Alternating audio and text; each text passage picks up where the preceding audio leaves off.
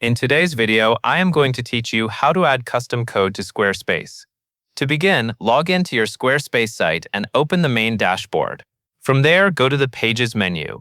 This is where you can view and manage the pages on your website. If you already know which page you want to customize, locate it in the list before moving on. Next, hover over the page you want to modify. When you do that, you will see a gear icon appear next to the page. Click that gear icon to open the Page Settings panel. This section gives you access to the individual settings for that specific page, including options that are not visible in the normal page editor.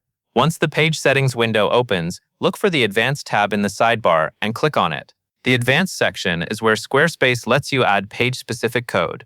This is useful when you want custom styling, scripts, or tracking code to apply only to one page instead of your entire website.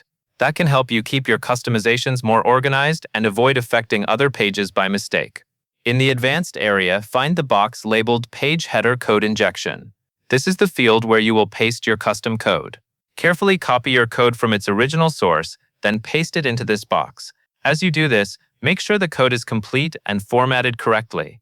Even a small error in custom code can affect how the page behaves, so it is a good idea to double-check everything before saving.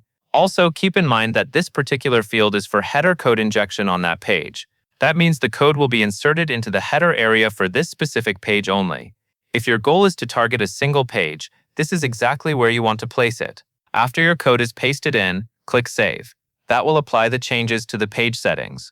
Once saved, you can preview or visit the page to confirm that your custom code is working as expected.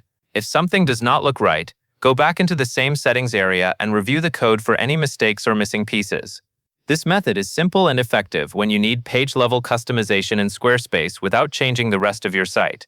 That covers everything you need to know.